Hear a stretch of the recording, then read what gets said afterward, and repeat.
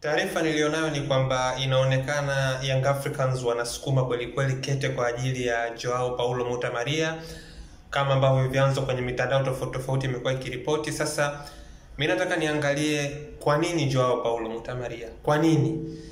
Bila shaka mara baada ya Folz kutimuliwa, CV za makocha wengi zimeingia kwenye meza ya viongozi pale Young Africans, lakini why huyu? Yani kwa nini anaonekana ni candidate ambaye anatazamwa kwa ukaribu zaidi? Kwanza, ana kitu ambacho unaweza usikipate kutoka kwa makocha wengi ambao pengine watakuwa wanaiomba kazi ya kuja kukinua kikosi cha Young Africans hivi sasa, ambacho ni kufanya kazi katika mabara manne tofauti.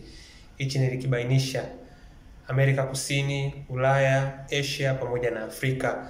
Sasa mwalimu ambaye amepata kwa kupita kwenye mabara manne tofauti, maana yake anaweza kufanya kazi na watu wenye background tofauti. Maana yake wachezaji ambao wanacheza Amerika Kusini, Ulaya, Afrika pamoja na Asia hawawezi kuwa wanafanana tabia wala mainukizi yao. Kwa hiyo huyu ni mwalimu ambaye unamuona kabisa anaweza kwenda kuseto katika mazingira yoyote. Kwa hiyo kwa hatua ambayo Young Africans wapo hivi sasa, kwenye hatua muhimu ya msimu, ukiwa tayari unaelekea kuchanganya, unataka mwalimu ambaye anafika sehemu alafu anaona kama ni kawaida, kwa sababu tayari ameshakuwa ni mtu ambaye ametembea kwa kiasi kikubwa sana. Hilo la kwanza. La pili, faida ya kuwa na mwalimu ambaye ana uzoefu wa kufundisha katika mabara tofauti, maana yake anakuwa anajua kwa haraka wachezaji wanatakiwa wafikishiwe ujumbe kiufundi kwa namna ipi. Unajua kuna wachezaji wanaweza kumuelewa mwalimu kwa mazungumzo tu, tunasema direct communication. Yaani unazungumza, unamaliza kwenye ubao, wachezaji wanakuwa wanakuelewa.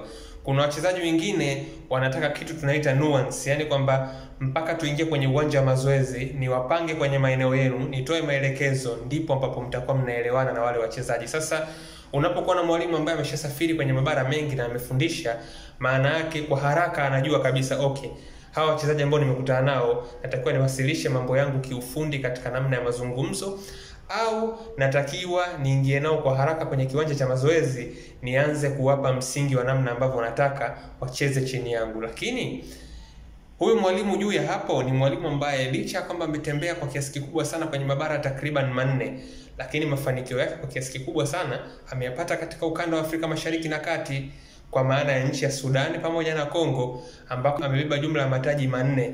Coupe de Congo akiwa na DC Motema Pembe, na mataji 3 katika ligi ya Sudan akiwa na Al Hilal Omdurman, mataji 2 ya ligi kuu ya Sudan pamoja na kombe la ndani la Sudan. Kwa hiyo unaona kabisa ni mtu ambaye ana ukaribu, yani amefanya kazi maeneo mengi, anafahamu utamaduni wa nchi nyingi na mabara mengi, lakini pia mafanikio yake kwa kiasi kikubwa sana ameyapata katika ukanda huu. Kwa hiyo ni mtu ambaye unamuona anazidi kuwa ana relate na kile ambacho pengine utakuwa unakitaka kutoka kwa mwalimu.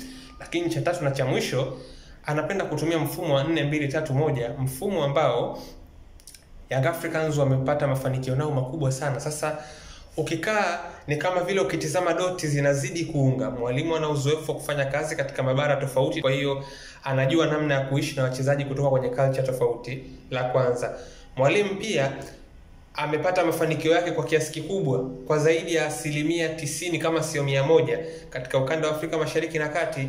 Lakini mwalimu pia anatumia mfumo ambao viongozi wa Young Africans wameuona ukiwa ni wenye kufanikiwa kwa kiasi kikubwa sana katika kikosi chao.